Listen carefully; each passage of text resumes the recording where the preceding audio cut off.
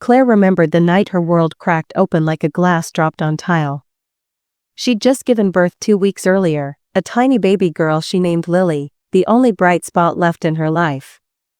Claire's body was still weak, and she hadn't slept more than 2 hours in one stretch. But she didn't complain. She believed love was messy and motherhood was hard, and as long as Ryan stood beside her, she could handle anything. But she was wrong. Ryan came home late that night, smelling like expensive cologne that wasn't his. His shirt collar was wrinkled, his hair was messy, and his voice held a sharp, cold tone she had never heard from him before. "Claire," he said, dropping his keys on the counter, "you need to pack your things." Claire frowned, rocking Lily in her arms. "Pack? For what? Did your parents ask us to visit?" He didn't even look at her. "No.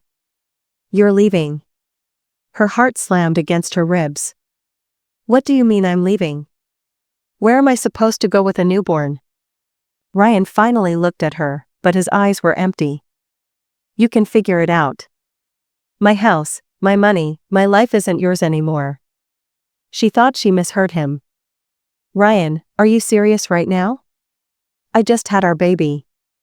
He scoffed. "My baby? You sure about that?" Claire's hand shook. "How can you even say that?" He stepped closer, voice dripping with bitterness. "Because Vanessa told me everything." The name hit Claire like ice water. Vanessa. Ryan's coworker.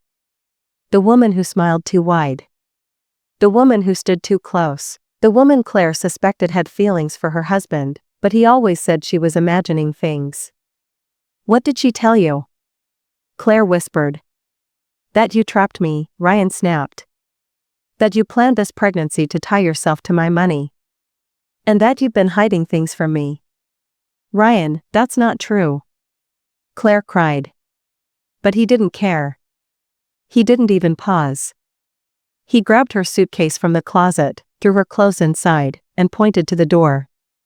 "Get out, Claire." It didn't matter that she couldn't stand without leaning on the wall. It didn't matter that Lily began crying in her arms. It didn't matter that Claire begged him to calm down. He shoved her out into the hallway, barefoot, shaking, bleeding slightly from childbirth, still in her nursing gown. The door slammed behind her like a punch. Claire held her newborn close, whispering, "I'm sorry, baby. I'm so sorry." But she didn't know that life was about to twist in a way that would shock the entire city, including Ryan, because just 3 hours later, Claire would learn a secret that would make Ryan regret everything he did that night, for the rest of his life. Claire sat in the back of a taxi, holding Lily against her chest, tears streaming down her cheeks. She had nowhere to go. No money. No family nearby. No strength to even think straight. The driver kept glancing in the mirror, clearly worried. "Ma'am, do you need a hospital?" he asked gently. Claire shook her head. "No. I need somewhere safe." He dropped her off at a cheap motel, the kind with buzzing neon lights and thin walls. Claire checked in with the last $42 she had in her purse. She laid Lily on the bed and finally broke down, sobbing so hard her chest hurt. And then, her phone rang. An unknown number. Claire almost ignored it, but something inside urged her to answer. "Hello," she whispered. "Is this Claire Henderson?" an older male voice asked. "Yes. This is Attorney Franklin Pierce. I've been trying to reach you for days. I'm calling about your grandmother's estate." Claire froze. Her grandmother? I didn't know there was anything left, Claire said shakily. "That's because you weren't informed," Mr. Pierce replied. "There's much you need to know. Your grandmother didn't just leave you money. She left you everything." Claire sat down slowly. "I don't understand." "Your grandmother was the majority owner of Henderson International Holdings," he continued. "Her estate was valued at $1.3 billion. Claire nearly dropped the phone. "That had to be a mistake." "What? No, that can't be real." It is real, the lawyer said calmly. And legally, the entire inheritance belongs to you, and only you. Claire felt her heart stop. She had gone from being thrown into the street to being the owner of a billion-dollar empire. We will need you at the office tomorrow to sign documents, Mr. Pierce added. And one more thing, your husband is legally entitled to nothing. The inheritance is protected. Claire covered her mouth with her hand, crying quietly. Mrs. Henderson, the lawyer said softly, your life is about to change. And he was right. By the next afternoon, Claire stood inside a skyscraper conference room, holding Lily in her arms as the lawyer handed her official documents showing she was now the CEO and heir of one of the largest companies in the country. Claire wasn't just safe now. She was powerful. And Ryan was about to discover the truth, in the most humiliating way possible. 2 months passed.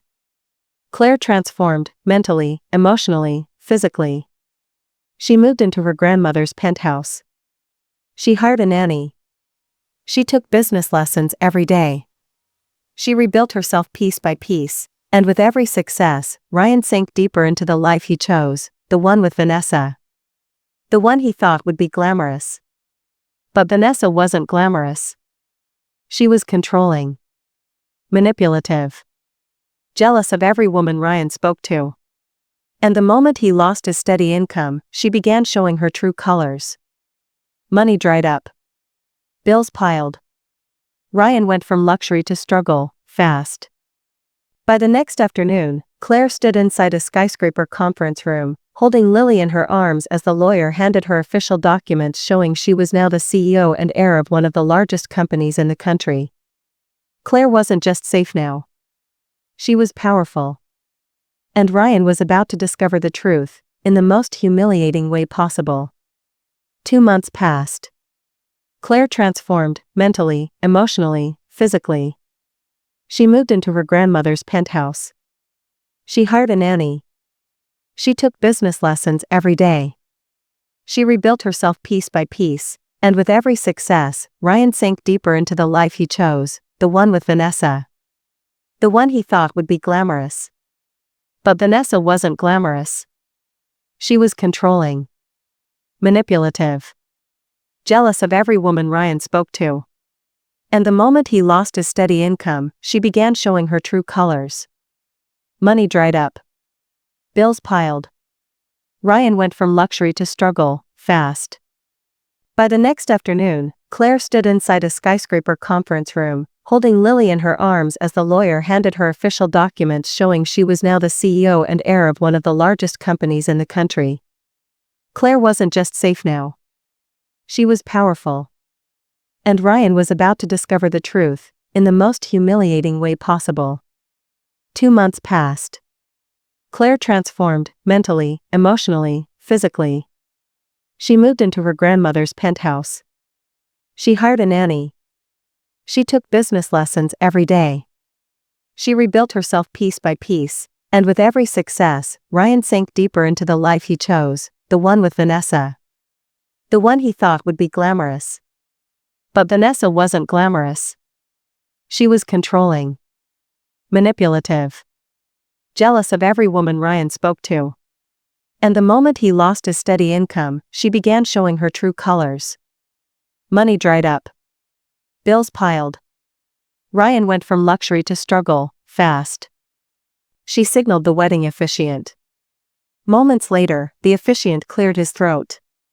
Unfortunately, children are not permitted. Claire stood up slowly. Say that again, she said softly. The entire room froze. Vanessa smirked. It's our wedding, Claire. We set the rules. Claire stepped forward. No problem, she said, handing Lily to the nanny behind her. Then she reached into her purse and handed the officiant a folded document. You should read this before the ceremony continues.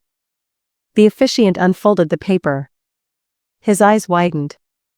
This, he stammered, this is an official ownership notice. Whispers exploded. Claire brushed a strand of hair behind her ear and said calmly, Ryan, since you're marrying her today, I think you should know the truth. I inherited a billion-dollar company.